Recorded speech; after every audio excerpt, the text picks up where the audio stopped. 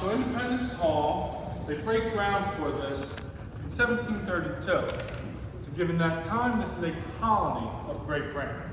Very much happy to be a part of this empire. Now this building, the purpose is so Pennsylvania has a state house. It's a home for their government branches. Cities like Boston, New York, their respective colonies have state houses. Philadelphia for Pennsylvania still does not. And they've been a colony for a few decades now. So they finally break ground, but they're not going to start using this for another 2 decades. It is a 20-year project, this building. In the early 1750s, we're finally able to meet. And all 3 of their branches call this building home. We'll place 2 opposite on the first floor, and then the 3rd upstairs. Upstairs, a little office space reserved for the executive branch, the government for the colony. Then down here you have the other 2 branches. The one we're looking at now is probably mindful for you. You see some aspects of it that you'll see in the same similar room today because we are in a courtroom. So this would have been the judicial branch's territory. So that leaves us with the legislative branch. So the assembly will meet just across the hall there. Now, not long after they begin finally meeting in this building, the western part of the colony has an event take place. The event itself is very small, very quick, but the repercussions for it last for years and essentially leads to the American Revolution. What we have is Virginia militia under the command of a young new colonel by the name of George Washington is on a mission for the royal governor of Virginia to spread word to the Northwest Territories and in particular, it's spreading word to the French that have been settling in that area for a while now, and even at this moment is beginning to build a fort. Well, they're out there to tell that the French are not to settle in that area, for it is British territory. Well, there are French soldiers given the exact same mission, just coming from the opposite end, to the royal governor of Virginia to get word back to the King of England. But no, this isn't British territory, this is French. It is ours to settle. And the British need to leave. So a war of words going on. That is, up until this event. We have the Virginia militia come across the French one morning. They're camped down in the glen, pretty much eating breakfast. They are attacked and they are killed. That's a diplomatic envoy on a mission. And they are disturbed. They are attacked. So no longer is it a war of words. It is all-out war now.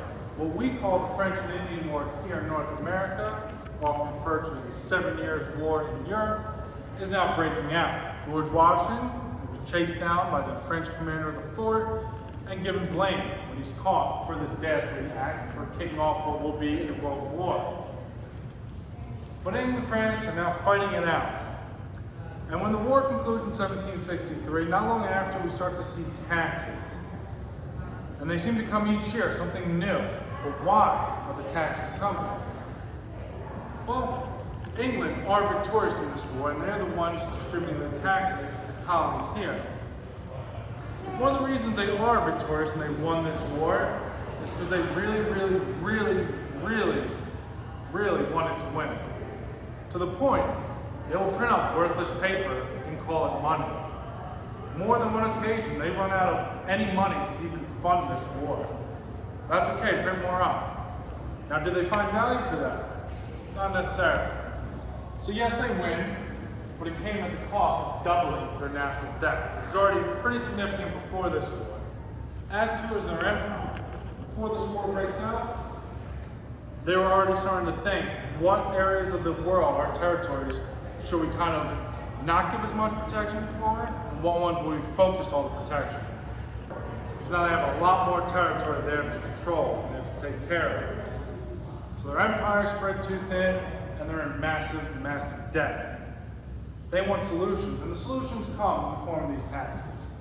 And at the start, it's a tax for the entire empire. You could be living in London, you could be living here, and you're paying that first tax, which is a tax on the importation of sugar into the colonies here. By the next year, in 1765, things have changed, because the British government wants to change the scope of this war, what it was fought for.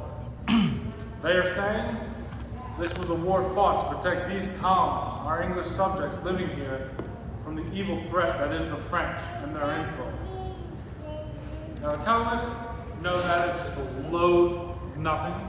It's all false. They know exactly why this world is fallen. It's for resources. This land is loaded with natural resources, and at this time it seems like they're limitless.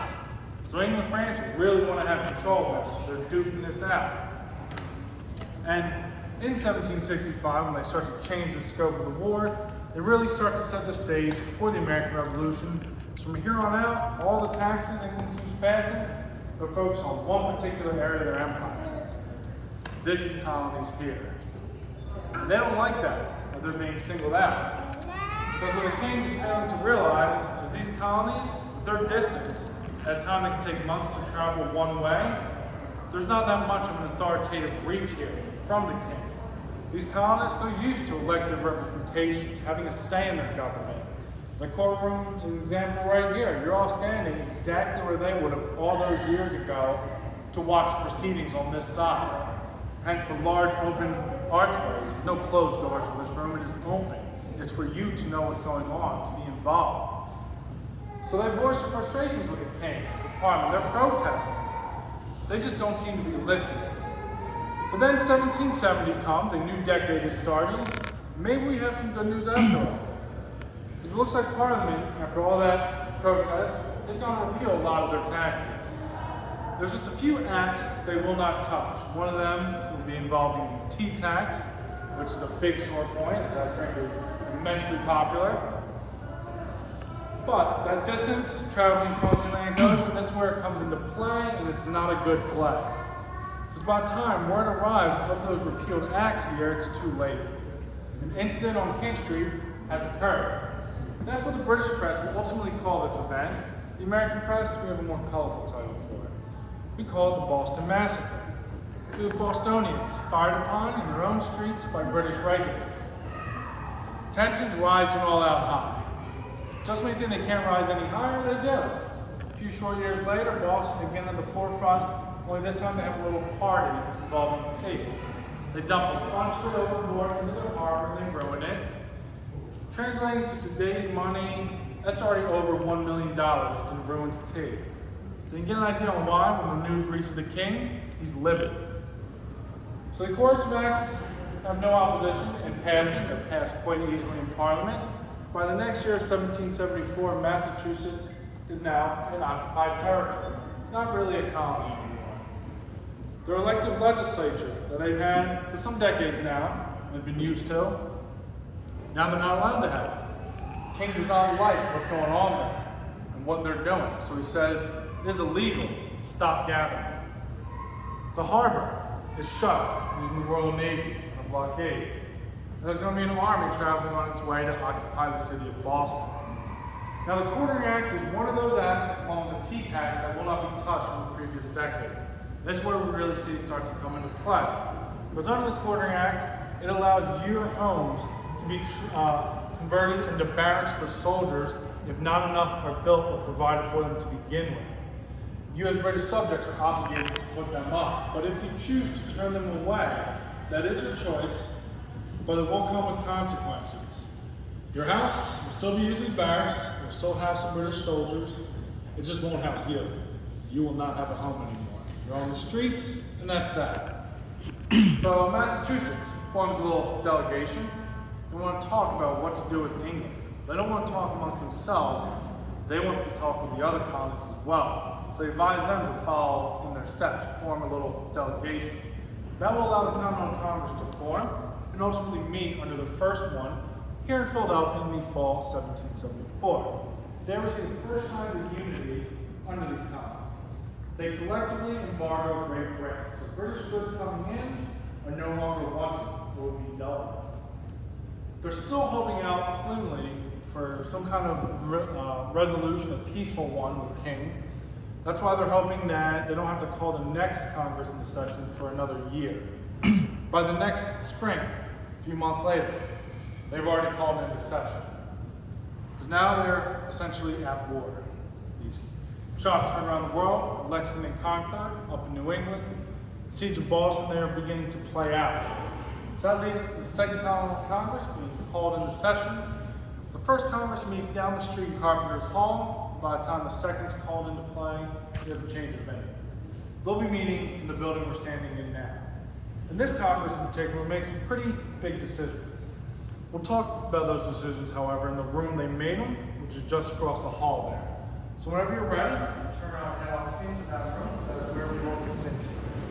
What's the purpose of that? This is the purpose who will be on trial. So, like today, where they get to sit in their team of lawyers. Left and to your right, plenty of room to spread out. If you see someone shorter behind you, maybe let them in front of you. You were blocking it. Sorry. I'll try to.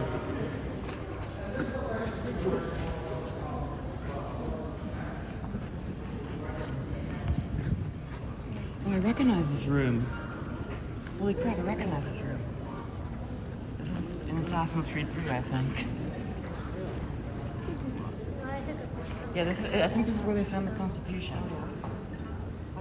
Not exactly sure, but